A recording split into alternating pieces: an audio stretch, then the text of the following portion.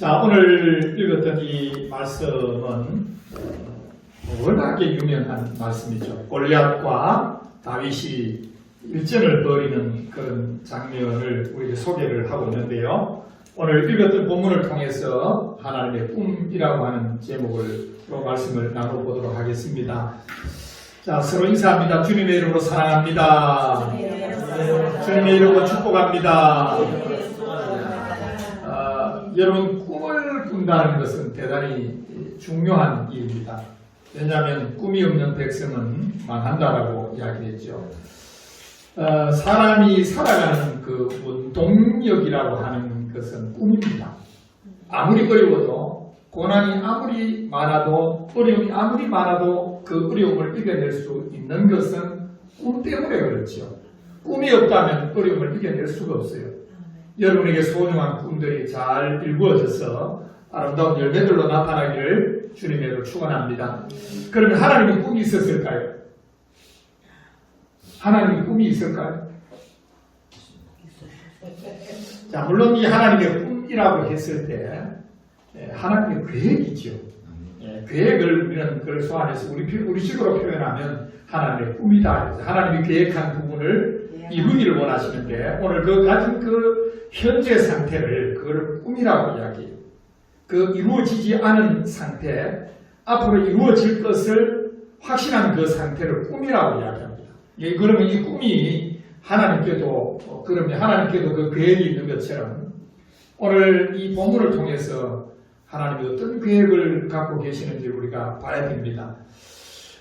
우리는 성경을 들여다볼 때 그 성경 속에서 다윗이 아니라 골리앗이 아니라 그 성경 속에서 나와 여러분이 예수님을 보는 그런 눈을 가져야 됩니다. 왜냐하면 우리가 예수와 성령이 아니고는 신앙생활이 불가능하거든요. 그래서 저와 여러분의 표대는 따라합니다. 예수님이 표대는 예수님이 돼야 되고 그 표대를 바라보는 은혜와 능력은 성령이 돼야 됩니다. 끊임없이 성령의 충만함을 받는 길만이 우리가 하나님의 꿈을 하나님의 꿈이 내 꿈이 될 수 있는 유일한 길이라는 사실을 알고 언제나 성령을 의지해 가는 저와 여러분이 될 수 있기를 원합니다. 자, 오늘 이제 이 본문을 설명 안 해도 아시겠죠? 꿈은 아시겠죠? 네, 그럼 아시면 이제 설명은 안 하고 그냥 가도록 그렇게 할게요. 자, 오늘 이 본문을 들여다보면 우리에게 시사하는 여러 가지 부분들이 있는데요. 첫째는 이쪽과 저쪽입니다. 오늘 본문을 보면 이쪽과 저쪽으로 나뉘어 있음을 우리에게 보여주고 있는데요. 3절을 보니까 블레셋 사람들은 이쪽 산에 섰고 이스라엘은 저쪽 산에 섰고 그 사이에는 골짜기가 있었더라. 이렇게 이야기합니다. 블레셋은 이쪽에 있고 이스라엘은 저쪽에 있다. 우리는 이쪽과 저쪽이 분명히 나뉘어 있음을 우리는 보게 됩니다. 우리 하나님의 나라에도 똑같아요. 이쪽과 저쪽이 분명히 나뉘어져 있고 오늘도 이쪽과 저쪽이 분명히 존재한다는 사실을 여러분이 인정을 하셔야 돼요. 불신자들은 이쪽과 저쪽이 없습니다. 그 자체가 희미하거나 그 자체를 나누지가 않아요. 그럼 나와 여러분에게는 따릅니다. 이쪽과 저쪽, 이쪽과 저쪽이 있다는 사실을 우리에게 가르칩니다. 자, 그러면 이쪽은 누가 있고 저쪽은 누가 있느냐는 거예요. 오늘 본문을 보니까 1절에 보니까 이쪽은 블레셋이 있는데 자, 블레셋이 지금 어디에 진을 치고 있는고 하니까 에베스담림이라고 하는 곳에 진을 치고 있다고 하는 사실을 우리에게 보여줘요. 1절 같이 읽을게요. 시작. 블레셋 사람들이 그들의 군대를 보고 싸우고자 하여 유다에 속한 소고에 모여 소고와 아세가 사이에 에베스담림에 진치네. 자, 에베스담림에 진을 쳤다라고 오늘 우리에게 일러주고 있습니다. 우리가 성경을 보다 보면 구약에서는 전쟁의 이야기예요. 구약 이야기 자체가 전쟁 이야기입니다. 전쟁사예요. 역사 자체가 전쟁과 관련된 일이기 때문에 하나님 왜 이렇게 우수한 전쟁을 이렇게 기록해놨냐는 것이 우리가 알아야 될 일들이에요. 자, 그러면 이렇게 전쟁을 할 때에 그 전쟁 대부분의 그 기술에 보면 적들이 어디 위치에 있다는 사실을 분명히 기술을 하고 있어요. 이스라엘 백성들이 위치해 있는 곳, 그리고 블레셋의 그 적군들이 위치해 있는 곳을 분명히 기록을 해 놓았습니다. 1절에 보니까 오늘 다시 한번 보니까 소고에 모였다라고 이야기해요. 그리고는 소고와 아세가 사이에 에베스다밈이 있었다, 존재했다라는 이야기를 우리에게 들려주고 있습니다. 지금 블레셋이 지금 진을 친 곳은, 전쟁을 위해서 진을 친 곳이 에베스다밈이라는 곳이에요. 이 에베스다밈이 무슨 뜻이냐면 핏방울의 한계성 이런 뜻이에요. 피의 한계성이다 그 말이에요. 무슨 말이냐면 죽기 아니면 살기다 그 말이에요. 한계성이. 이게 피를 보자는 거예요. 여기서 우리는 이게 블레셋이 침공을 해온 그 결기가 어느 정도냐면 죽기 아니면 살기다. 따릅니다. 죽기 아니면 살기다. 핏방울의 한계성. 여기서 피를 보겠다는 거예요. 끝을 내겠다는 거예요. 이런 끝을 내겠다라고 하는 자세로서 지금 블레셋이 쳐들어왔다면, 지금 여기에 나타난 이 17장이 나타난 전반적인 부분은 이스라엘의 입장에서는 굉장히 지금 위압감과 굉장히 그 기세에 등등한 블레셋의 모습을 우리가 볼 수 있게 되는 거예요. 왜냐하면 블레셋은 지금 자신들의 뜻하지 않은 이상한 방법으로 전쟁에 패했거든. 우리 앞에 보면 이상한 방법으로 이건 질 수 없는 전쟁을 저버린 거예요. 질 수 없는 전쟁을 저버렸기 때문에 갑자기 요나단과 그 부간이 나타나서 2명이 나타났는데 세상에 20명이 그 칼날에 쓰러지고, 뿐만 아니라 그 끝나고 나니까 막 지진이 일어나서, 그리고 저들끼리 막 쳐서 싸워서 패해버렸거든요. 누가 한 게 아니라. 그 이상하단 말이에요. 그러니까 이게 지금 블레셋의 입장에서는 도무지 질 수 없는 전쟁을 쳐놓으니까 이를 갈고 지금 덤벼들었다는 이야기예요. 이게 지금 이스라엘 입장에서는 끝장을 보겠다. 따릅니다. 끝장을 보겠다. 따릅니다. 죽게 아니면 살기. 여러분, 마귀는 지금 오늘도 죽게 아니면 살기로 우리에게 덤벼드는데, 우리가 썩은 동태의 문화를 해가지고 되겠습니까? 우리가 지금 죽게 아니면 살기로, 지금 마귀는 죽게 아니면 살기로 덤벼들었다는 거예요. 그런데 하나님이 여기 오늘 그 에베스다밈의 이 블레셋이 진을 탁 치게 함으로써 양쪽에 산 이야기, 양쪽 쪽을 이야기해요. 소고와 아세가 사이에 진을 쳤다라고 이야기 나옵니다. 자, 여기 이제 소고라고 하는 이 단의 뜻이 뭐냐면 가둔다는 뜻이에요. 하나님은, 자, 보세요. 자, 이게 하나님은 에베스다밈의 블레셋의 진을 딱 쳐놓고 양쪽 옆에 소고와 그리고 아세가를라고 하는 지명을 딱 해놓음으로써 반대편에서 서 있는 이스라엘 백성들이 에베스다밈을, 블레셋 진영을 바라보고 있어요. 바라보고 있는 데서 이스라엘 백성들의 입장에 봤을 때 양옆에 지금 소고와 아세가가 있다는 사실을 우리에게 보여준다고 해요. 뭔 말인지 이해됩니까?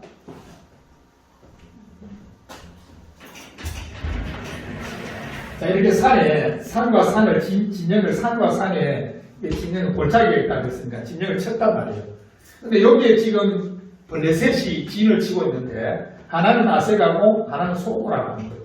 여기서 봤을 때 에베스다밈도 보이겠지만 이스라엘 백성이 봤을 때 이 두 가지가 동시에, 세 가지가 동시에 지금 이스라엘 백성들에게 보이고 있다 그 말이에요. 무슨 말 이해되시나요? 자, 그러면 하나님이 왜 이와 같은 방법으로서 지형을 이렇게 주셨는고 하니까, 하나는 소고라고 하는 뜻은 가두다라고 하는 뜻이에요. 보호하거나 또는 속박하기 위해서 가둔다는 그런 뜻이에요. 또 하나는 이 아세가라고 하는 이 지명의 뜻은 방하다, 구원하다는 의미와 뜻을 가지고 있어요.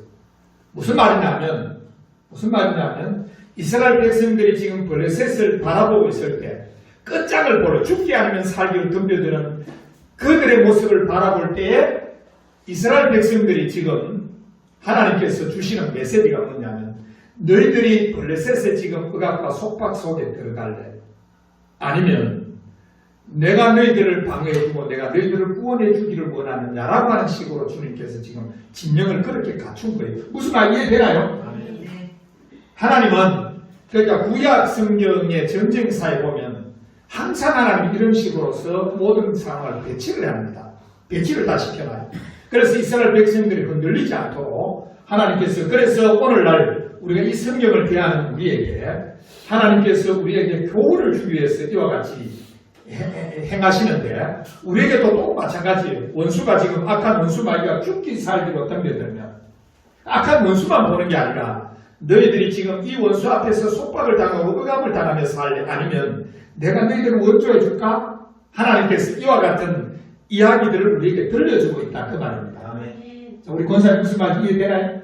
하나님은 그러니까 원수만 나타나는 게 아니라 원수를 통해서 그 원수에게 억압을 당하려 아니면 내가 너희들을 원조해 줄까? 구원해 줄까? 너희들을 도와줄까? 라고 하는 메시지를 지금 원수들이 두고 있는 진영을 통해서 우리에게 보이게 하시고 알게 하시는 거예요. 그러니까 구약 성경을 여러분 전쟁사를 읽으면 쳐들어올 때마다 그 진영에 대한 이야기들을 좀 상세하게 보고 이게 무슨 뜻인지 이렇게 이해하기 어려우면 그 네이버에 치면은 네이버에 그 라이프 성경에 보면은 라이프 그 성경 백과에 보면 이 지명에 대한 뜻들이 다 대부분 나와요. 나오기 때문에 그렇게 찾으면 될 것 같습니다. 자, 그러면 이스라엘 백성들은 지금 어디에 진을 치고 있나요? 이스라엘 백성들은 어디에 진을 치고 있죠? 이스라엘 백성들은 어디에 진을 치고 있습니까? 자, 이스라엘 백성들은 어디에 진을 치고 있습니까? 엘라 골짜기에 진을 치고 있지요. 그 엘라가 무슨 뜻이죠? 엘라가 무슨 뜻이죠? 상수. 엘라가 무슨 뜻이에요? 상수리. 그 상세한 설명을 그거 해놨잖아요. 성경 자체의 설명을 다 해놨잖아요. 엘라가 무슨 뜻이에요? 상수리. 그 1 놓고 밑에 보니까 뭐라고요? 상수리. 이 상수리 나무라는 뜻이에요. 그러면 하나님이 저 상수리 나무라고 하는 곳에 상수리라는 나무라고 하는 이름의 뜻을 가진 곳에 하나님께서 이스라엘 백성들을 두었다라고 하는 의미예요. 상수리 나무에 대한 설명을 옛날에 했거든요. 상수리 나무는 힘이 많은 나무예요. 그러니까 상수리 나무 아래서 이방인들은 그곳에서 우상에게 절을 합니다.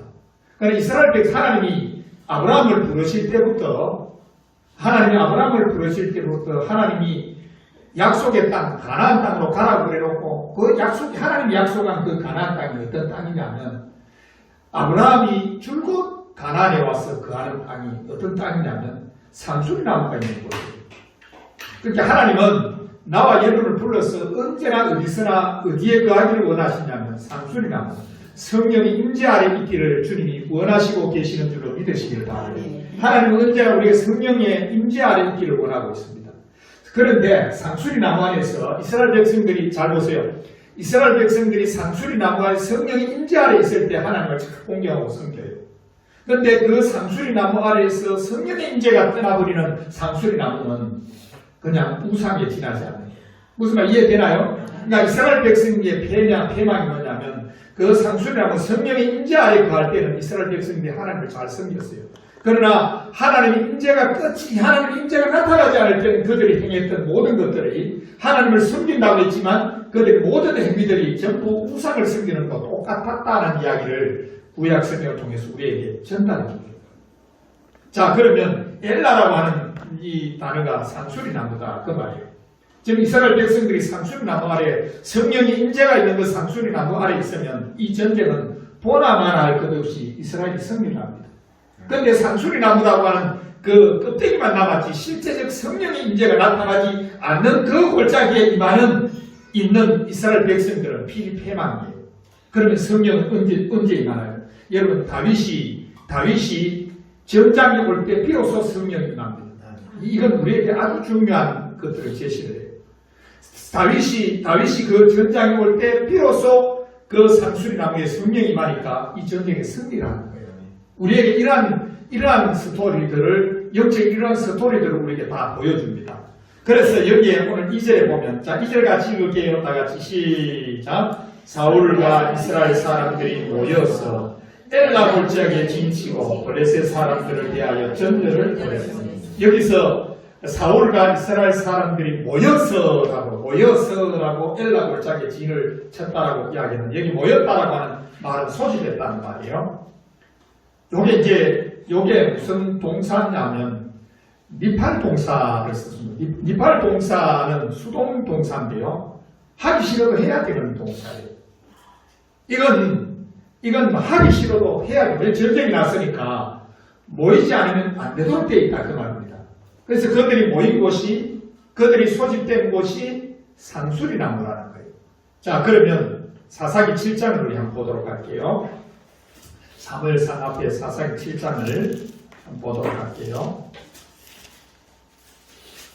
전에 설명을 한번 여러분이 들었던 곳이라서, 자, 7장 1절을 한번 볼게요. 사사기 7장 1절 같이 읽습니다. 사사기 7장 1절을 같이 읽도록 그렇게 할게요. 다 같이 시작. 여룻바알이라 하는 기도원과 그를 따르는 모든 백성이 일찍 일어나 바로 샘 곁에 진을 쳤고 미디안 진영은 그들의 북쪽이요 모레산 앞 골짜기에 있었더라. 지금 미디안이 쳐들어왔는데, 미디안이 지금 있는 곳이 어디예요? 미디안이 있는 곳이 어디예요? 모레산 앞 골짜기에 있었더라, 이렇게 이야기해요. 그러니까 미디안이 진을 치고 있는 곳이 모레산이었다라고, 바닥에 모래가 아니고 모레산이라는 그 지명이 모래예요, 모래. 그런데 이스라엘 백성들은 어디에 진을 쳤다고요? 하롯샘 곁에 진을 쳤다라고 이야기해요. 이걸 통해서 여기 이 하롯이라고 하는 뜻이 뭐냐면 떨린다는 뜻이에요. 떨린다. 그러니까 이 하롯샘은 떨림의 샘이다, 이런 뜻이에요. 이스라엘 백성들의 상태를 나타낸단 말이에요. 이스라엘 백성의 상태가 지금 어떤 상태라고요? 떨리고 있는 상태. 니 떨고 있나? 지금 이 전쟁에서 니 떨고 있나? 그 말이에요. 이스라엘 백성들이 떨고 있는 거예요. 그런데 여기에서 반대편인 미디안 진영은 어디에 진을 치고 있다고요? 모래산에 진을 치고 있다. 이 모래라고 하는 것은 가르친다는 선생이라는 뜻이에요. 그러면 이스라엘 백성들이 지금 미디안 진영을 바라보고 있지만 그 미디안 진영에 있는 산이 무슨 산이냐면 모래산이란 말이에요.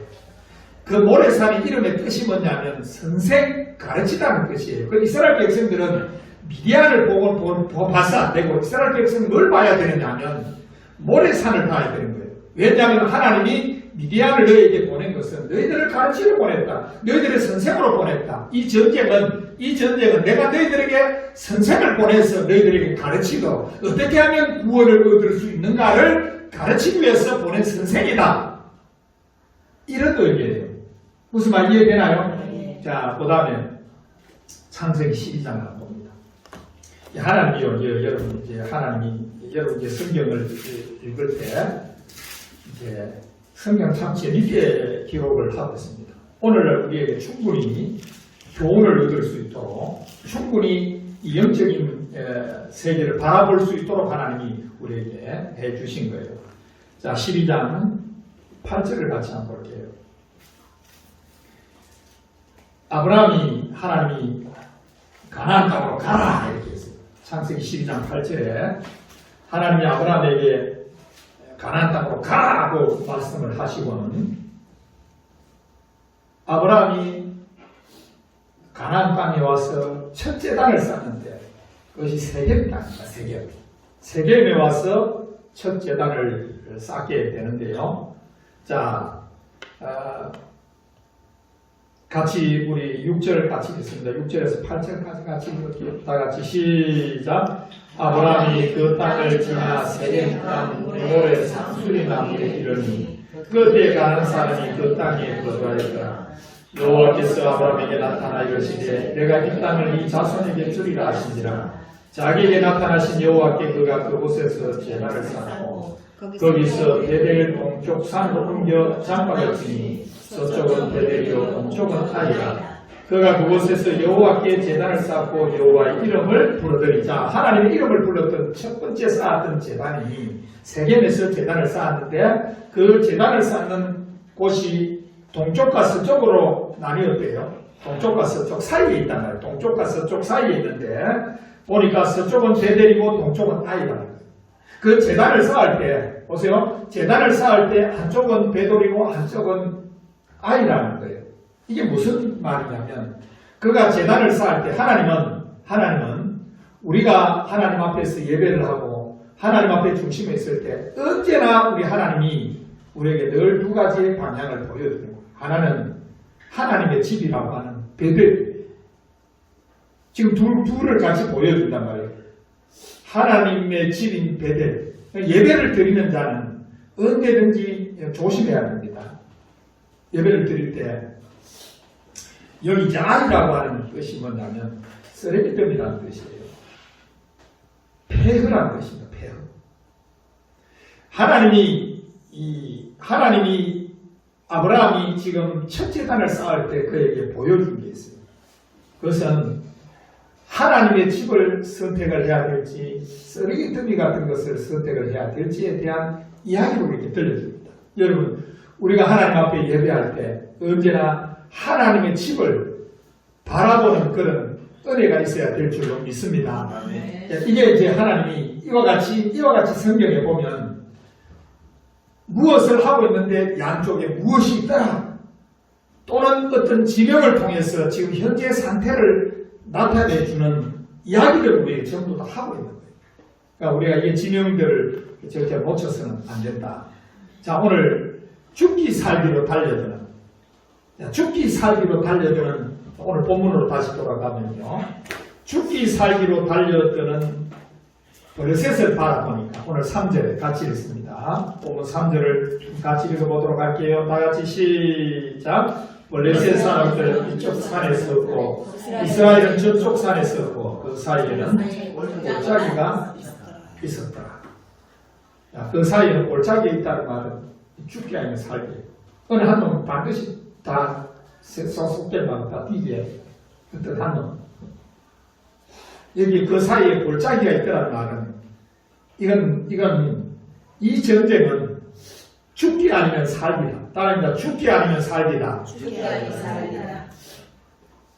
그 어중간한 하염이 없어요. 여기는 완전히 죽기 아니면 살기의 전쟁이다라는 것을 우리에게 이야기를 해줍니다. 자, 두 번째 우리가 봐야 되는 게 뭐냐면 이쪽과 저쪽 사이. 오늘 본문을 보면 이쪽과 저쪽 사이에 어떤 일이 일어나고 있는가를 우리에게 보여주는 거예요. 따라합니다. 이쪽과 저쪽 사이. 지금 블레셋과 이스라엘 사이에 도대체 어떤 일이 일어나고 있는가를 우리에게 보여줍니다. 자, 이쪽과 저쪽 사이에 어떤 일이 있죠? 무슨 일이 지금 일어나고 있습니까? 이쪽과 저쪽 사이에서 어떤 일이 일어나고 있나요? 오늘 4절에 보니까 싸움을 도두는 자가 등장합니다. 그러면 자 보세요. 이쪽과 저쪽 사이에서 블레셋에서 싸움을 도두는 자가 나타나면 저쪽에서도 싸움을 도두는 자가 나타나야 되죠. 그러면 잘 보세요. 이쪽과 저쪽 우리가 휴전선이 있으면 휴전선 사방에 경계선이 있어요. 그러면 이걸 경계를 했을 때 이쪽과 저쪽으로 나뉜다면 이 블레셋 진영에서 한 놈이 싸움을 도두는 한 놈이 나왔다면 이스라엘 진영에서도 싸움을 도두는 한 사람이 나와야 되는 거예요. 그래야 공평한 거예요. 그런데 이쪽에서는 싸움을 도두는 자가 안 나와요. 그럼 무슨 말이냐면 이 사이를 누가 장악을 하고 있단 말이에요? 이 사이를 누가 지금 장악을 하고 있어요? 블레셋이 장악을 하고 있단 말이에요. 이 사이와 저 사이가 지금 굉장히 중요한, 이쪽과 저쪽 사이라는 것이 굉장히 중요한 의미를 가지고 있습니다. 왜냐하면 이 공간을 지금 이쪽과 저쪽의 저 사이라고 하는 공간이에요. 공간. 저 공간을 장악하고 있는 자가 누구냐? 골리앗이라는 이야기를 우리에게 들려주고 있어요. 저 공간을 장악하고 있는 자가 누구냐? 골리앗이란 말이에요. 그럼 저 살아가고 있는 저 공간을 철폐하고 우리의 공간으로, 이스라엘의 공간으로 만들어줄 자가 나와야 되는 거예요. 무슨 말 이해되나요? 저 공간을 제압할 자가 나와야 돼요. 저 공간을 제압하려면 골리앗을 이길 자가 나와야 되는 거예요. 이게 필연적이에요. 모든 사람이 저 골리앗 앞에 두려워 떨고 있을 때 저 골리앗을 제압하기만 하면 두려움은 사라질 수 있다고 하는 사실을 우리에게 들려준단 말이에요. 자, 그러면 여기 싸움을 도두는 자라고 하는 이 도두는 자가 뭐냐면 두 군대 사이의 공간이라고 하는 뜻이에요. 두 군대 사이의 공간. 그 두 군대 사이의 공간이라고 하는 뜻이에요. 저 공간, 그러니까 이 싸움을 돕는다는 말은 우리 옛날에 보면 그 삼국지에 보면 마초하고 장비가 둘이 나와서 합을 겨룬다. 이걸 합을 겨룬다 그래요. 이쪽과 저쪽에서 장수들이 하나씩 나와서 야, 이 군사들이 다 죽을 필요는 없지 않느냐. 여기서 1대1로 해가지고 끝내자 이래가지고 마초하고 장비가 나와서 싸움을 탁 붙습니다. 그러니까 우리가 이제 싸움을 붙을 때 삼국지에 보면 이렇게 창과 창이 또는 칼과 창이 무기와 무기가 한번 탁 부딪힐 때 그걸 일합이라고 해요. 그걸 일합이라고.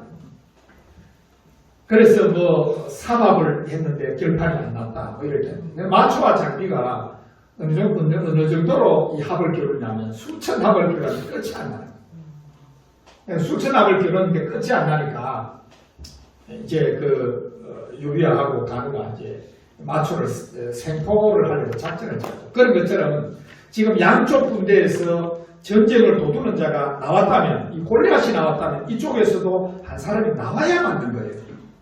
나오지 않습니다. 그러니 저 공간을 누가 지금 제압을 하고 있다고요? 자 보세요. 이 영적인 세계예요. 자 보세요. 골리앗이 나왔어요. 자 보세요. 골리앗이 여기에서 지금 나왔는데 처음에는 이 공간과 공간이 누구의 것도 아니에요. 이쪽과 저쪽 누구의 것도 아닌데 골리앗이 하나가 나왔다면 이쪽에서도 누군가가 나와줘야 되는 거예요. 그래야만 서로 팽팽해지는데 이쪽에서는 지금 나오지를 않습니다. 나오지를 않으니까 이 공간이 지금 절반이 지금 골리앗이 나왔을 때는 이 공간 절반이 지금 제압이 된 거예요. 그런데 나오지 않음으로써 이 공간 자체가 전부 벌레셋으로 지금 제압이 다 됩니다. 그런데 이것만 끝이 아니에요. 여기에서 나오지를 않으니까 계속해서 지금 이게 자체가 지금 벌레셋 아스에 의해서 제압이 됩니다. 이게 공간 싸움이에요. 따라합니다. 공간 싸움이다. 공간 싸움. 자, 골리앗이 등장합니다. 이제 골리앗이 등장해요. 이게 이제 공간을 제압하는 자가 골리앗이에요. 이 골리앗의 이름의 뜻이 뭐냐면 포로라고 하는 뜻인데요. 이게 수치스러운 뜻에서 발가벗기라는 뜻을 해요. 그럼 골리앗은 어떤 존재냐면 이스라엘 백성들을 뭐하는 존재라고요? 빨가벗기로 나온 거예요. 이스라엘이 뭐하러 나왔다고요? 빨가벗기로 나왔다고요. 마귀가 뭐하러 나왔다고요? 우리는 빨가벗기로 나와요. 빨가벗기면 뭐가 생겨요? 수치심이 생긴단 말이에요. 야, 골리앗이 나온 것은 발가벗기로 하나님의 선민들을, 하나님의 백성들을 발가벗기로 나온 거예요. 수치를 두려고 발가벗기로 나온 거예요.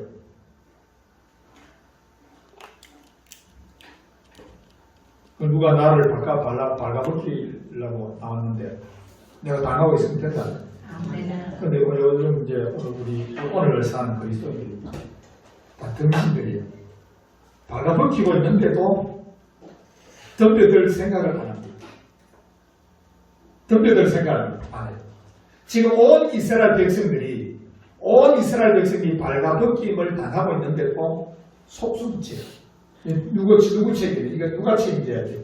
사울이 책임져야 돼요. 사울. 왜냐하면 사울이 통수권자이기 때문에 책임을 져야 돼요. 하다못해 사울이 나가야 됩니다. 사울이 키가 얼마나 크냐면 이스라엘 백성들의 어깨 위나 더 크다고 그랬으니까 여기에 골리앗에게 딱 맞는 사람이 누구라고요? 사울이에요. 나가야 돼요. 지라도 나가야 돼요. 왜냐하면 덩치가 그만큼 크기 때문에 나가야 된다고. 그런데 나가질 않습니다. 저 공간이 골리앗에 의해서 제압이 되고 있다는 말은 이스라엘 백성들이 지금 수치를 당하고 있다는 거예요. 옷을 지금 발가벗겨서 수치를 당하는, 마치 에덴 동산에서 선악을 알게 하는 나무 실과를 먹었던 아담과 하와가 수치에 벌거벗었던 것처럼 지금 골리앗이 지금 벌거벗기로 지금 나와서 계속해서 지금 저 행사를 하고 있다. 자, 에베소서 2장 1절과 3절을 같이 읽어볼게요. 에베소서 2장 1절과 3절 같이 읽을게요. 마귀가 어떤 존재를 한번 봅니다. 마귀가 어떤 존재인지. 에베소서 2장 1절과 3절에 마귀는 공중권세 잡자. 공간을 잡고 있는 자예요. 마귀는 공간을 잡고 있는 자예요. 마귀는 뭐 하고 있는 자라고요? 공간을 왜 공간을 잡아요?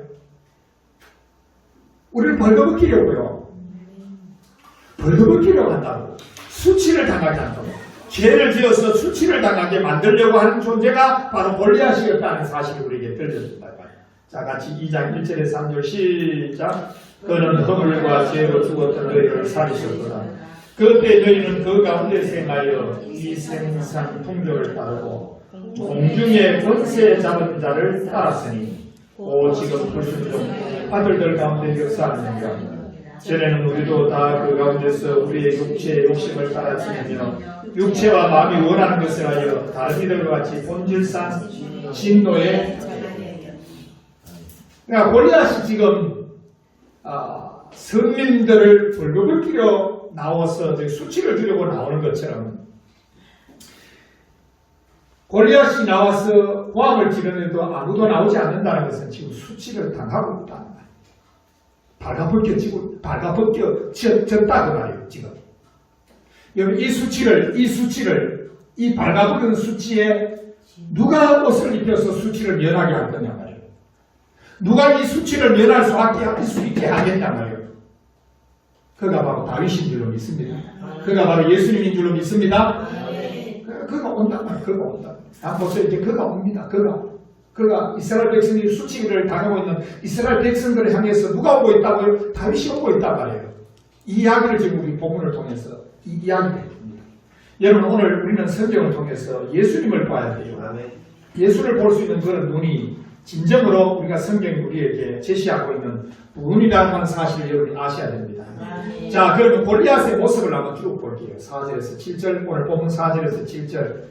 여러분 보세요. 한 사람을 소개하는데 이 골리앗이라고 하는 존재를 소개하는데 4절, 5절, 6절, 7절 무려 4절이나를 통해서 소개를 합니다. 이건 굉장한 거예요. 성경에 할 일 없습니까? 골리앗을 이렇게 소개하기를. 골리앗을 이렇게 소개하는 것은 4절을 소개를 해가면서 이 골리앗이 이런 자다라고 하는 골리앗의 그 지금 모습을 전부 우리에게 보여줌으로써 4절을 하래요. 4절을 하려면 성경 4절을 하려 한다는 게 굉장히 크게 하려 하는 거예요. 그 사람이 소개하는 데 있어서. 자, 오늘 본문이죠. 본문. 자, 본문 4절 봅니다. 4절에 같이 읽을게요. 시작. 블레셋 사람의 진정에서 싸움을 도두는 자가 왔는데 그의 이름은 골리앗이요 가드 사람. 어디 사람이라고요? 첫 번째 가드 사람이라고. 가드라고 하는 이 지명의 뜻이 포도주 틀이라고 하는 뜻이 있다고 전번에 설명을 했었어요. 포도를 밟아서 짠다는 뜻이. 이 잔은 포도를 밟아서 짜면은 이 포도라고 하는 것은 이스라엘 백성들을 상징을 하는데요. 이 밟아서 짜면은 어떻게 될까요? 다 터지죠. 그렇죠? 이스라엘 백성들에게 진노를 가져다 주는 자예요. 자, 그 다음에 두 번째. 그의 키는 6규빗 한 뼘이다. 6규빗 한 뼘. 대략 6규빗 한 뼘이 대략 어느 정도 하냐면 2m 80cm, 3m의 키를 가지고 있어요. 엄청나죠? 제가 이제 1m 80이 안 됩니다만 3m의 키를 가지고 있다면 내가 지금 큰 편에 속하잖아요. 당시로 돌아가 보면 다윗의 당시로 가보면 사람들의 평균 키가 얼마 될 것 같아요?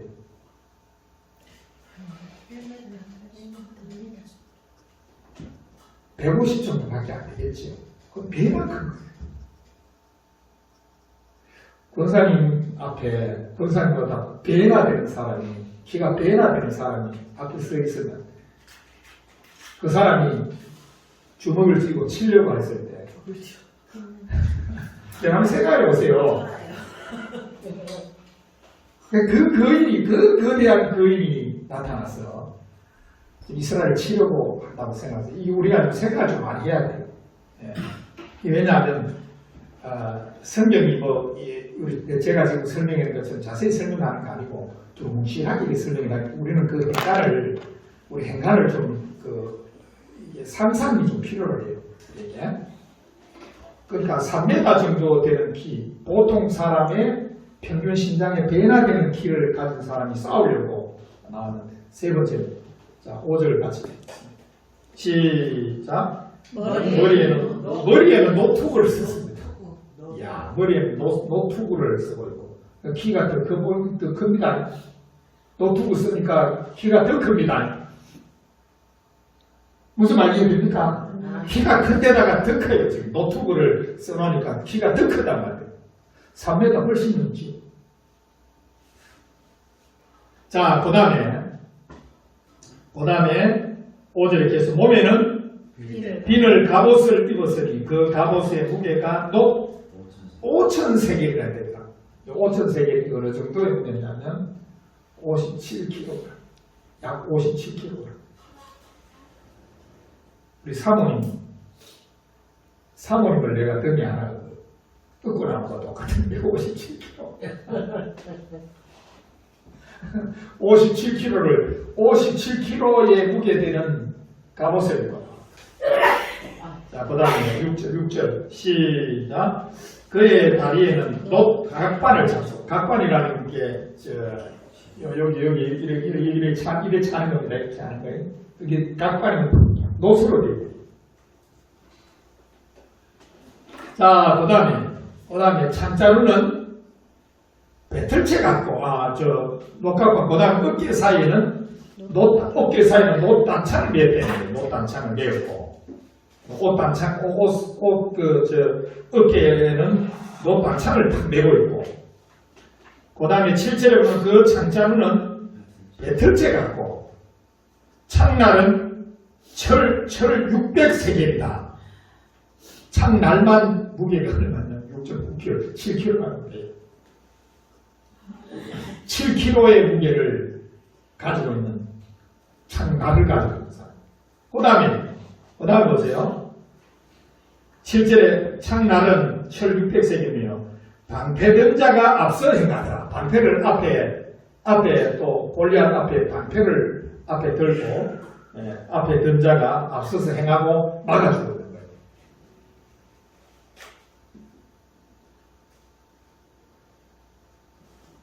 누가 봐도 저 공간 속에서, 저 공간 안에서, 지금 공간 이야기라고 있어요. 저 공간 안에서 이렇게 장대한 골리앗이 나왔을 때 그 골리앗을 바라보고 전부 제압을 합니다. 제압을 합니다. 자, 오늘 골리앗이 그런데 중요한 게 있습니다. 골리앗이 택한 이 공간 제압의 방법이 뭐냐는 거예요. 골리앗이, 잘 보세요. 골리앗이 이 공간을 제압하는 방법이 방법. 자기가 쓰는 방법입니다. 골리앗이 이 공간을 제압하는 방법이 뭐냐 하면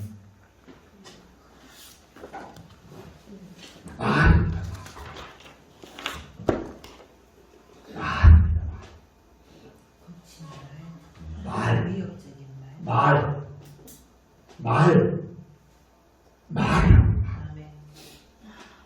자, 오늘 8절과 10절을 한번 볼게요. 같이 읽을게요. 시작. 그가 서서 이스라엘 군대를 향하여 외치되 너희가 어찌하여 나와서 전열을 버렸느냐? 나는 블레셋 사람이 아니며 너희는 사울의 신복이 아니냐? 너희는 한 사람을 택하여 내게로 내려 보내라. 그가 나와 싸워서 나를 죽이면 우리가 너희의 종이 되겠고, 만일 내가 이겨 그를 죽이면 너희가 우리의 종이 되어 우리를 섬길 것이니라. 그 다음 10절 시작. 그 블레셋 사람이 또 이르되 내가 오늘 이스라엘의 군대를 모욕하였으니 사람을 보내어 나와 더불어 싸우라 한지라. 사울과 온 이스라엘이 블레셋 사람의 이 말을 듣고 놀라 크게 한 번 나왔는데요. 하나님 모욕하고 이스라엘 군대를 모욕하는데 한 번 나와서 모욕하니까 이쪽이 따릅니다. 크게 두려워하니까. 보세요. 자, 잘 보세요. 방법이 뭐라고요? 방법이 뭐라고요? 말이에요, 말. 이 공간 제압을 골리앗이 뭘로 했는가? 말로 했다.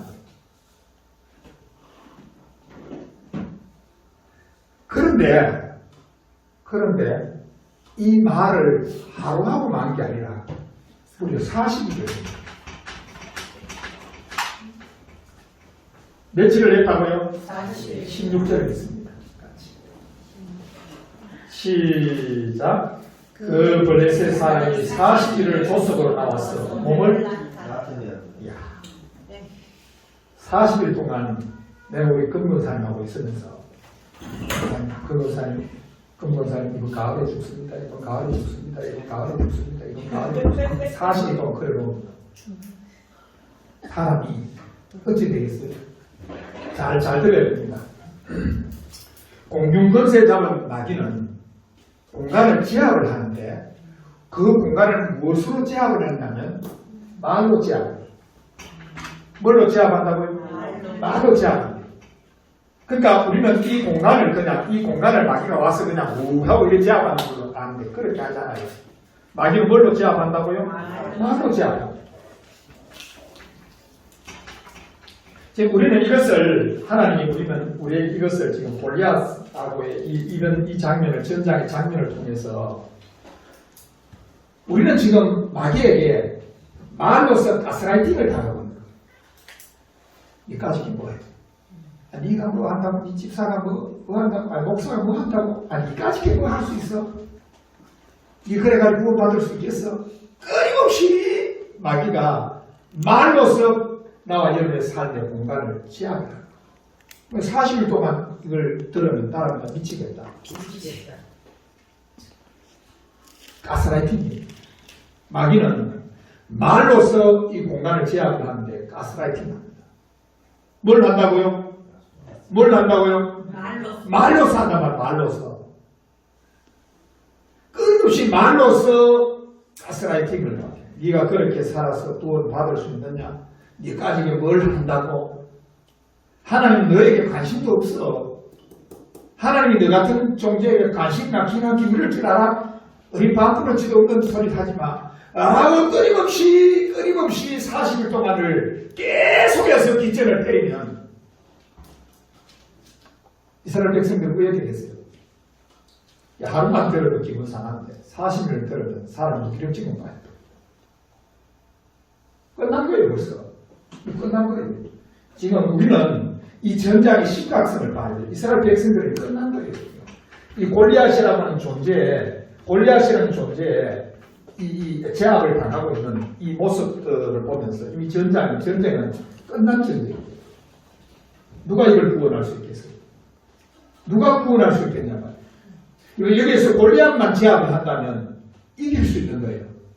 이 어두운 세상 모든 사람을 억압을 해서 사망의 길로 쳐넣었던 저 골리앗을 제압만 할 수 있다면, 그런데 이스라엘 진영에서는 아무도 없습니다. 이스라엘 진영에서는 이스라엘 백성들을 구원할 만한 자가 아무도 나오지 않는 거예요. 여러분 속에서 구원이 나오지 않습니다. 구원은 바깥에서 안으로 들어오는 거예요.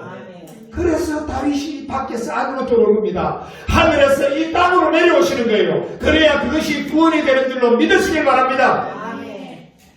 인간 속에서는 아무도 구원, 여러분 내적 속에서는 아무도 구원 받을 수 없어요. 구원을 일으킬 수가 없습니다. 이 구원의 역사를 주기 위해서 예수님은 저 하늘 보좌를 버리고 별과 별을 벗어 나와 여러분이 있는 이 땅에 오신 줄로 믿으시길 바라요. 그래서 골리앗을 완전히 제압해서 승리의 노래를 부를 수 있도록 해줬는데, 근데 이 골리앗이 마귀가 머리는 다 터져서 다 죽여야 되는데 꼬리가 아직 남아있어. 마귀는 꼬리가 아직 남아있다고. 꼬리를 팍팍 끓이니까 그래서 이제 구약에 보면 이제 이 고기란 놈이, 바다에 사는 이 고기란 놈이 힘이 어디 있냐면 꼬리에 있어요. 뒤에 있다고, 뒤에. 이제 그런 이야기들 이제 구약과 신약 계시록으로 쫙 이어서 성경이 쭉 하고 설명을 해놨어요. 그래서 그 블레셋이 섬기는 다곤 신의 모습이 무슨 신이냐면 고기예요, 고기. 머리 좀 사람인데 나머지 몸뚱이는 고기예요, 고기. 하나님 언약 때가 그걸 그냥 대가리를 쳐가지고 보사하고 있었습니다. 알죠? 자, 40일 동안 가스라이팅을 지금 당하고 있어요.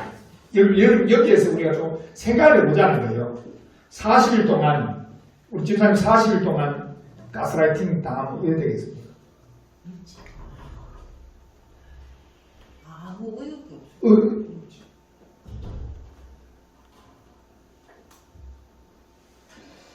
11절에 안 보세요. 보면 11절에 말이 주는 결과가, 이 공간 제약을 당한 결과가 어떤 건지를 11절에 보도록 합니다. 시작. 사울과 온 이스라엘 블레셋 사람이 이 말을 듣고 그러니까 공간 제약을 당하고 있기 때문에 안 들을 수가 없는 거예요. 이 말을 듣고 따라니까 듣고 그 다음에 다시 놀랐다. 그 다음 세 번째 크게 두려워하냐. 이렇게 크게 두려워하냐. 말이 준 결과가 선민에게 큰 두려움, 아무것도 할 수 없는 상태가 되어버렸는데 24절 같이 있습니다. 그들의 모습을 한번 이 말을 40일 동안 들으니까 그들 왜 하는지 한번 보세요. 공간을 제압하지 않으면 안 돼요. 여러분, 예수님께서 공간을 제압한 줄로 믿으시길 바랍니다. 제압하셔서 예수님 제압하셨다. 그래서 우리가 가는 곳에 십자가 세우고 십자가는 공간 제압하고 마치 곰의 아가리, 사자의 아가리를 찢듯이 찢어버린 거예요. 24절 한번 보세요. 이스라엘 백성들의 모습을 한번 봅니다. 시작. 이스라엘 모든 사람이 그 앞에서 보고 심히 두려워하여 그 앞에서 보관합니다. 안 되죠. 40일 동안 계속 소리를 들으니까 어제는 목소리만 내도 그벌레가 도망을 이래도 하고 도망을 모욕적인 말 하나님에 대해서 모욕을 하고 하나님이 어디 있느냐 하고 말이죠. 이래 거품을 하나님이 어디 있느냐 했는데도 말을 못하는 거예요. 하나님이 어디 있느냐? 하나님이 있으면 나와봐 그래. 말을 못합니다 지금.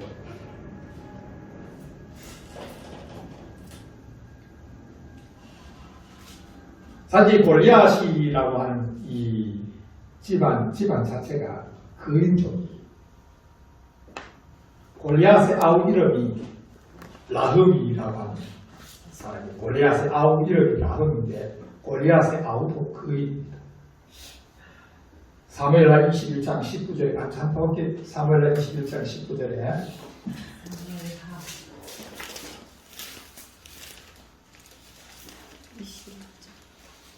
사무엘하 21장 19절에 같이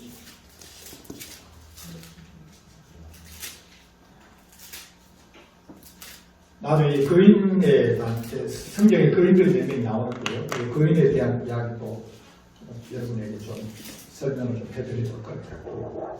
자, 같이 읽도록 할게요. 같이 읽습니다. 자, 시작. 또 다시 블레셋 사람과 모에서 전쟁할 때에 베들레헴 사람 야이로님의 아들 엘하나는 가드 골리앗의 아우 라호이를 죽였다. 엘하나니 라흐미를 죽였다. 근데 그의 무기도 뭐 같다고요? 창자로 그 자리에 틀책 배틀집안 그인들 이 집안 자체가 그인 집안. 자, 마지막 세 번째, 성령께서 다윗을 전장으로, 지난 시간에 성령이 다윗을 어디로 끌으셨죠? 지난 시간에 다윗을 성령께서 어디로 끌으셨어요? 사울 궁전 악령에게로 끌었죠. 악령에게로 끌었죠. 그 악령을 어떻게 이겼어요? 악기를 탐으로써 악령을 이겨버려요. 수금을 탐으로써 악령을 이겨버려요. 여러분, 악한 마귀를 이길 수 있는 것은 여러분의 심령이 언제나 찬양으로 물들어갈 수 있기를 바랍니다. 아멘. 여러분의 심령이 찬양으로 물들었을 때 악령을 이길 수 있어요. 우리에게 이런 부분들을 어떻게 하면 신앙의 성장과 신앙의 성숙을 이루어갈 수 있는가에 대한 부분을 우리에게 가르칩니다.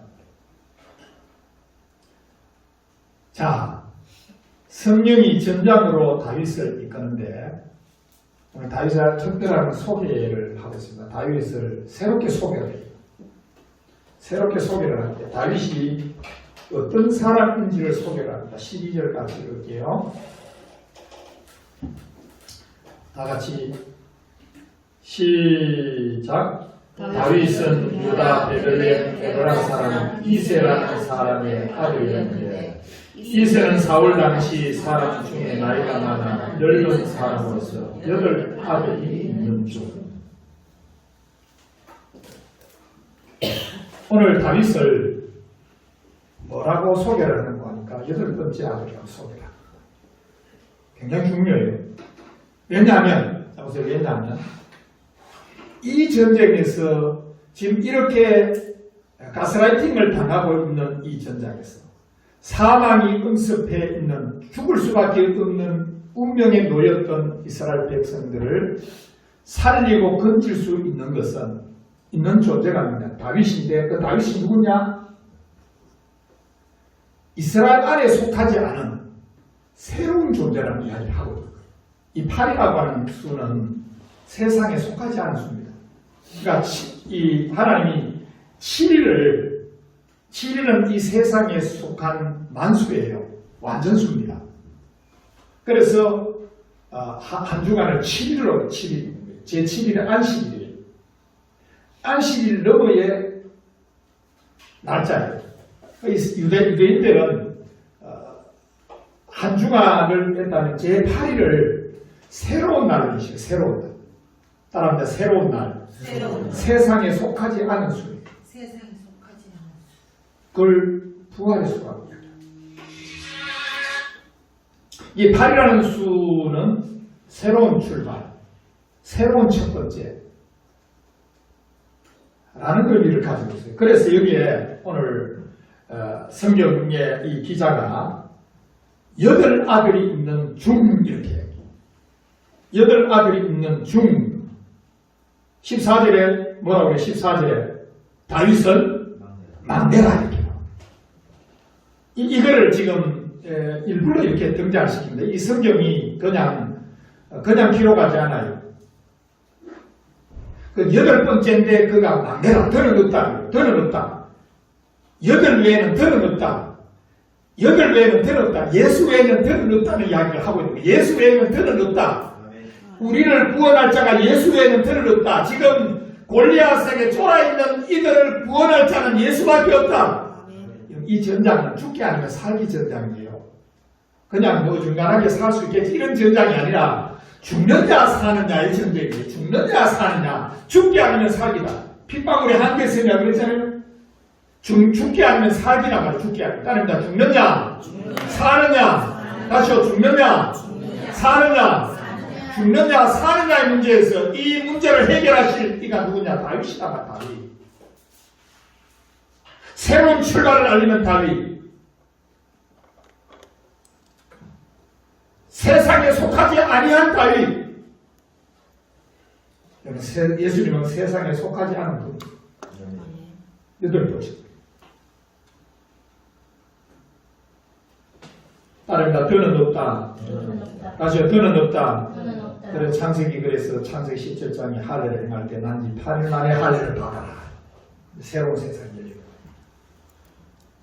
열기 23장 36절에 초막절을 지날 때 보통 6월절 무교절에 7일을 셉니다. 초막절을 7일을 세요. 7일을 세는데 초막절에는 마지막 한 달을 더 합니다. 제8일이 있어요. 초막절 제8일이 있어요. 그 제8일이 뭐냐면 마지막 때에 새로운 세계가 열리는 거예요. 제8일이라고. 제8일은 성회로 모인다고 이야기했어요. 초막절에 제8일은 성회로 모인다고 이야기를 합니다. 제8일이 있다고요. 우리에게 지금 이 8번째 막내다라고 하는 이런 이야기를 통해서 우리에게 예수님을 통해서 새로운 출발을 할 수 있다는 이야기. 예수님을 통해서 우리는 부활에 참여할 수 있다는 이야기를 하고 이해되시나요? 지금 이 전장이 죽는 자 사는 자의 전장이라는 것을 기억을 해야 돼요. 구름이 땀 넘어가듯이 슬그머니 넘어가겠지 이렇게 인식하면 안 돼요. 빗방울의 한계성이라고 그랬잖아요. 죽느냐 사느냐. 지금 블레셋은 지금 죽게 하면 살기로 덤벼드는 전쟁이에요. 여기 하거나 한 놈은 끝나야 되는 전쟁이야. 이 전장에서 골리앗이라는 자가 이 전장에서 그냥 이스라엘 백성들에게 어두움으로 덮어놓은 존재인데 이 어둠을 걷어낼 자가 누구냐는 거예요. 이스라엘 백성들하고는 새로운 출발을 시킬 자가 누구냐는 거예요. 그런데 다윗이 자기가 알아서 이 전장에 왔나요? 어떻게 해서 이 전장에 왔어요? 아버지가 보냈어요. 자, 오늘 본문 다시 봅니다. 자, 20절 그냥 읽어볼게요. 20절 같이 읽습니다. 시작. 다윗이 아침에 일찍 일어나서 양을 지키는 자에게 맡기고 이새가 명령한 대로 이새가 명령한 대로 따라합니다. 이새가 명령한 대로 누가 명령했어요? 아버지가 명령했잖아요. 아버지가 명령한 대로 따라합니다. 아버지가 명령한 대로 그러니까 그 전장에 다윗이 가는 것은 아버지가 명령해서 그 전장으로 가는 거예요.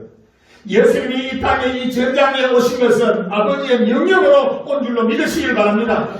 그래서 예수님이 끊임없이 하신 이야기가 있어요. 예수님이 끊임없이 하신 이야기가 뭐냐면 아버지가 보냈다. 자, 오늘 또 많은지 내가 이제 우리 성경 한번 찾아보도록 할게요. 요한복음 찾을게요. 요한복음만 찾아볼게요. 어느 정도로 많은지 한번 보세요. 여러분 여기 한번 체크하면 돼요. 제가 이제 다 찾았죠. 저도 다 찾았으니까 요한복음에. 자, 한번 쭉 빨리 찾아야 돼. 빨리 지금 시간이 15분인데. 자, 같이 요한복음 3장 17절부터.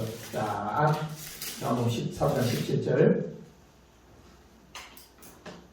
요한복음 3장 17절 다 같이 시작. 하나님이 그 아들을 세상에 보내신 것은 예수님은 끊임없이 뭐라고 이야기하는 아버지가 나를 보냈다.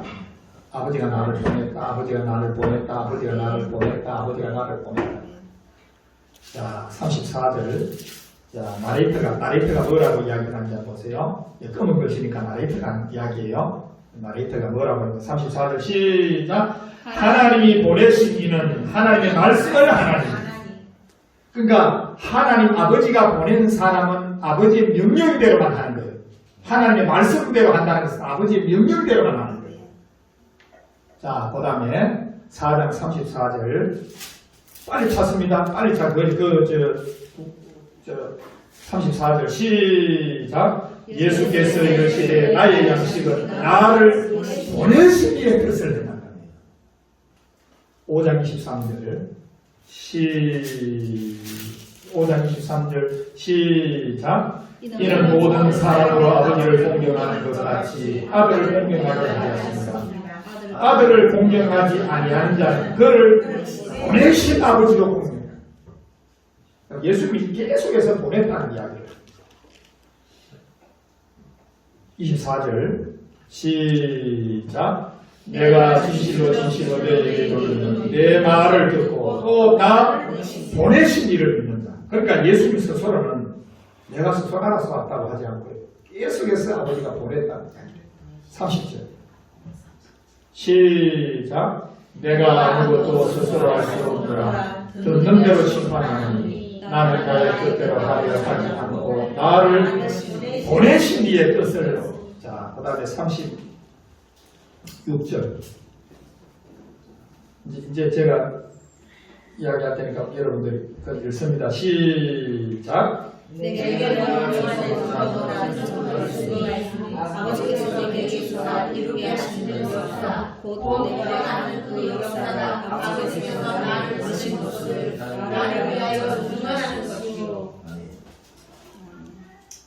37절 시작. 또 나를 보내신 아버지께서 지금까지 나를 보내주셨습니다. 됐습니다. 또한 나를 보내신 아버지께서 이렇게. 38절 시작. 그 말씀이 너희에게 오지 아니하니 이는 너가 보내신 이지 아니하니라. 6장 29절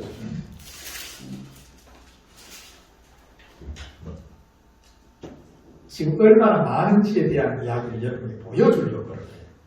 이게 왜 그렇게 중요한지에 대한 이야기를. 자, 29절 시작. 예수께서 내가 너희에게 하나님께서 보내신 이를 믿으시는 아니하니라. 38절 시작. 내가 말씀드린 것은 내 뜻을 말함이 아니요 나를 보내신 이의 뜻을 말하여 하리라. 39절 시작. 나를 보내신 이의 뜻은 내게 주신 자 중에 내가 44절 시작. 아무도 그래서 57절 시작. 됐습니다. 7장 16절 시작. 18절 시작. 28절 시작. 예수께서 성전에서 가르치시며 외쳐주시되 너희가 나를 알고 내가 어디서 온 것도 알거니와 내가 스스로 온 것이 아니니라. 나를 보내신 이는 참으시고 너희는 그를 알지 못하나. 29절 시작. 나는 아니 이는 내가 이를 쓰고 그가 나를 보내셨습니다. 그만 찾을까요? 많다. 아직 멀었습니다. 왜 안 꺼요?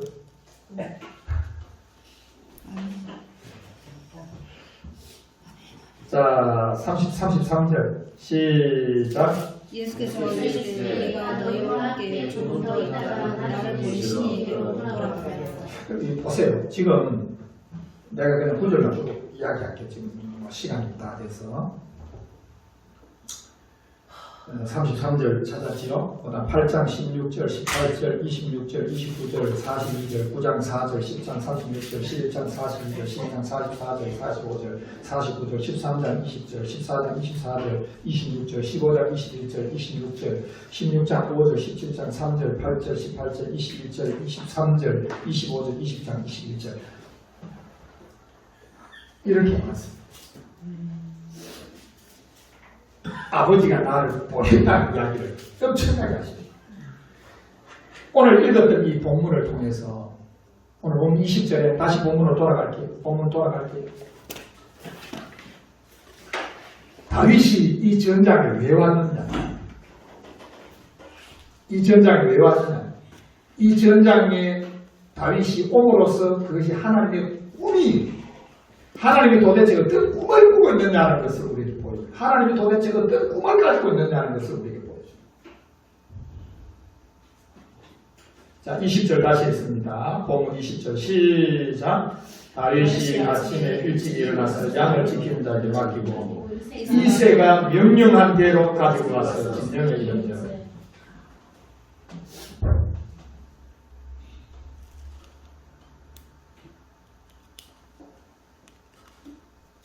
시제가 나옵니다. 19절 보면 19절 시작. 그 그 때에 사울과 그들과 이스라엘 모든 사람들을 엘라 골짜기에서 블레셋 사람들과 싸우는 모습입니다. 이 싸움이 뭐 싸움이에요?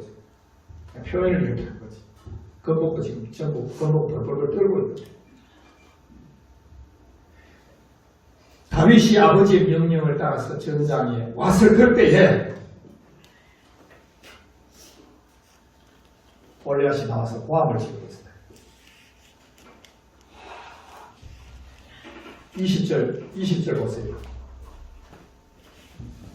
같이 읽을게요. 시작. 다윗이 아침에 일찍 일어나서 양을 지키는 자에게 맡기고 이새가 명령한 대로 가지고 가서 진영에 들죠. 마침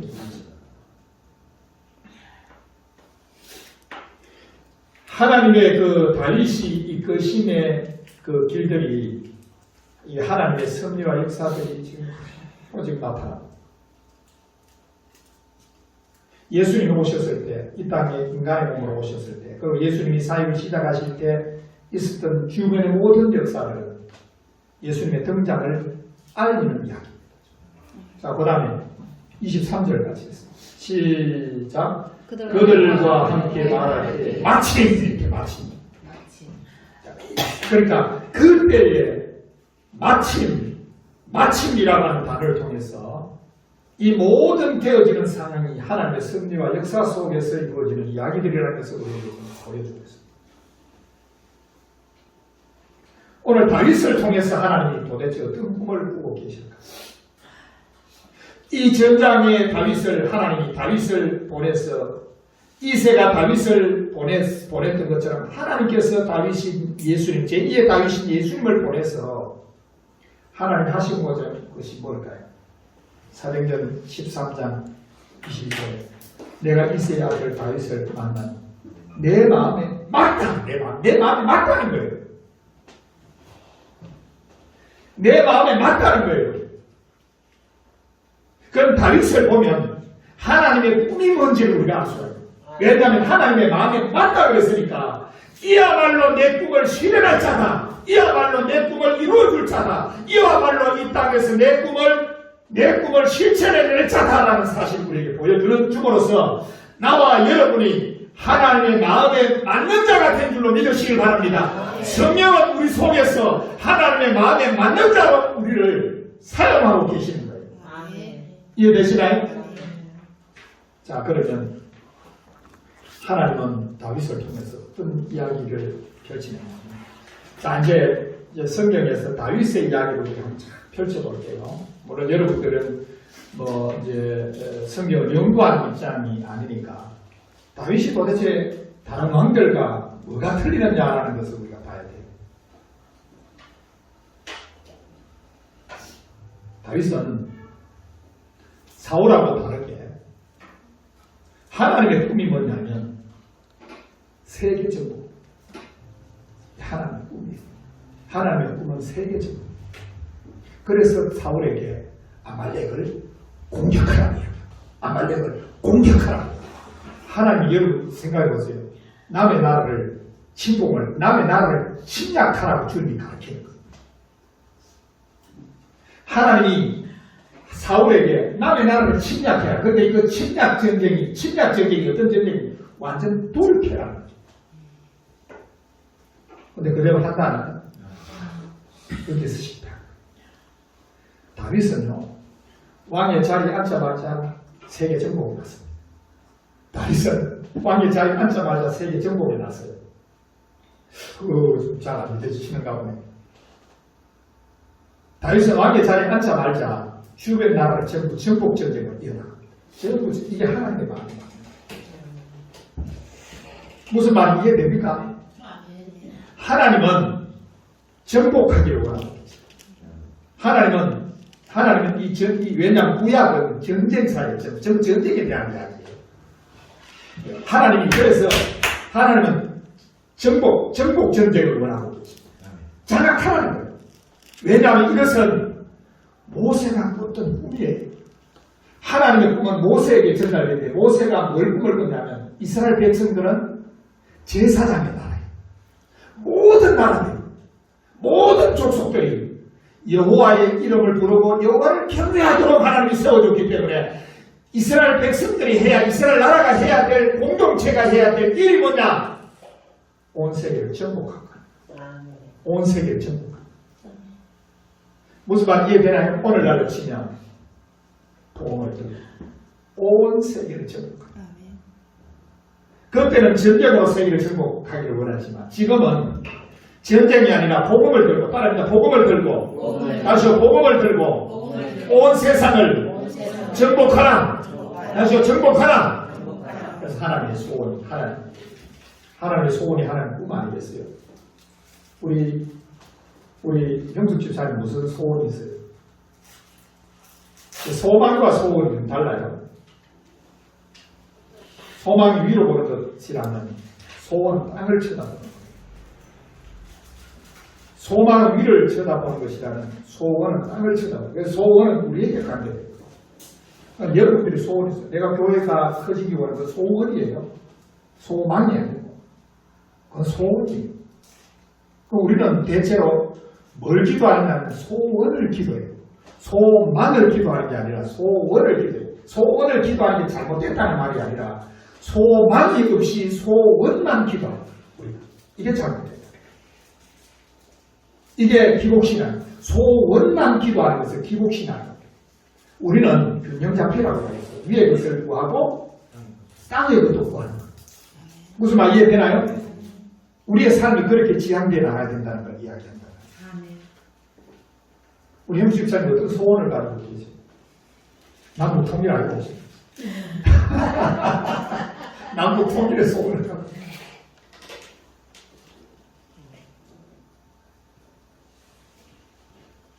소원이 없으면 죽습니다. 이 땅에서 소원이 있어야 돼요. 가지고 여러분 마음에 소원이 있어야 돼요. 자, 그럼 하나님의 꿈이 뭔지를 가장 잘 이야기해 준 하나님의 꿈을 디모데전서 2장 4절에 말씀하도록 합니다.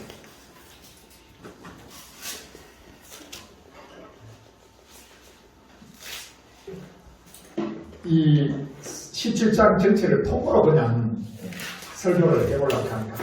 그래도 시간 때문에 안 될 것 같아서 바로 나누는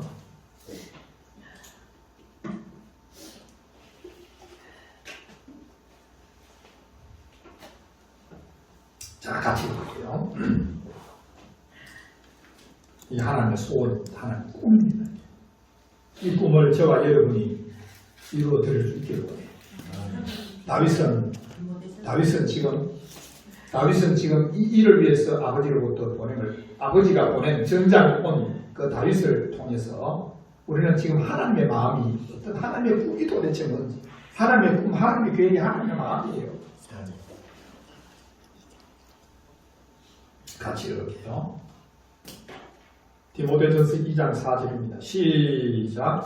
하나님은 모든 사람이 구원을 받으며 진리를 아는 데 이르기를 원하시니. 다시 읽을게요. 시작. 하나님은 모든 사람이 구원을 받으며 진리를 아는 데 이르기를. 다시 읽을게요. 시작. 하나님은 모든 사람이 구원을 받으며 진리를 아는 데 이르기를 원하시니. 원하신다는 말이, 원하시는이라는 말이 벨로라는 말인데요.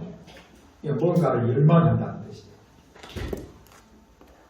마음을 준다는 것, 좋아한다는 것이. 그러니까 하나님이 무언가를 열망을 하고 계십니다. 무언가를 열망하고 계시는데 그게 뭐냐면 두 가지로 말하면 첫째는 모든 사람이 구원을 받는 것. 모든 사람이 구원을 받는 것은 하나님이 열망하시는 꿈입니다. 이 계획입니다. 이 계획을 위해서 저와 여러분이 구원받은 줄로 믿으시기를 바라요.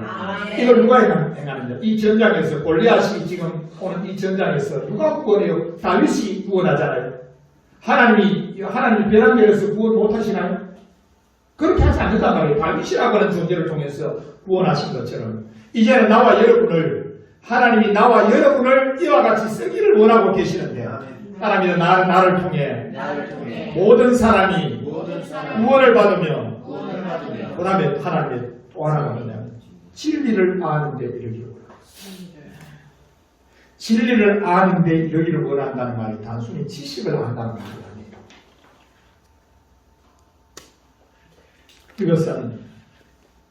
이것은 안다라고 하는 것이 지식적 알면서 거치면 안 되는 거예요.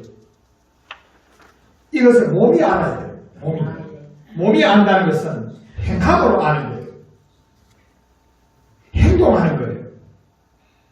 진리를 아는데 이른다는 것은 단순히 어떤 글자적, 문자적으로 이해하고 아는 수준이 아니라 그걸 넘어서 몸이 하는 거예요. 행동하는 거예요. 실천하는 거예요. 나타내는 거예요. 무슨 말 이해됩니까? 이 안다라고 하는 의미가 바로 그런 의미입니다. 단순히 지적인 성경 몇 구절 알고 성경을 단순히 이해하는 이해 차원에서의 암이 아니라 실제적으로 하나님이 원하시는 것을 행동으로 옮겨내는 것, 가감하게 행동으로 옮겨내는 사람을 하나님이 그것을 원하신다, 갈망합니다. 아멘. 이해되시면 아멘. 우리는 우리 그리스도인들의 가장 큰 단점이 뭐냐면 행동이 없다는 게 가장 큰 단점. 그래서 사람은 말은 문제를 할 때 행동. 가장 중요한 것은 예배 안 듣는 거예요. 가장 중요한 것은 종교적으로 먼저 반듯한 거예요. 하나님 앞에서 신앙적으로 반듯한 거예요. 이것부터 빨리 문제돼야 돼요. 이것이 안 되고 이것이 안 되는데 세상 사람들에게 좋게 보이는 것은 위선이단 말이에요. 하나님께 좋게 되는데 세상 사람들에게 안 되는 이것 또한 위선인 거예요. 이게 같이 잘 하나님의 사랑과 이웃 사랑이 동시에 작아요. 이 십자가. 이 하나님의 꿈입니다. 하나님이 바라신 일이에요. 먼저는 종교적으로 신앙적으로 반듯해야 돼요. 먼저는 이게 우선이에요. 무슨 말 이해되나요? 여기 우선이단 말이에요. 신앙적으로 반듯한 게 먼저 우선이단 말이에요. 그럼 신앙적으로 반듯한 것은 예배, 신앙생활에 미끄럼되는 말씀, 찬양, 기도, 이것이 먼저 반듯한 거예요. 이게 반듯하게 되고 나서 이웃 사랑이라고 하는 진리를 아는데 이러기를 원하는 이러는 삶, 그런 삶을 하나님이 원하신다는 것을 여러분이 기억하시기 바랍니다. 따라합니다. 하나님의 꿈. 이 전장으로 보내서 그 전장을 온 다윗을 통해서 하나님의 꿈이 뭔지를 우리가 오늘 우리에게 나타내 준 거예요.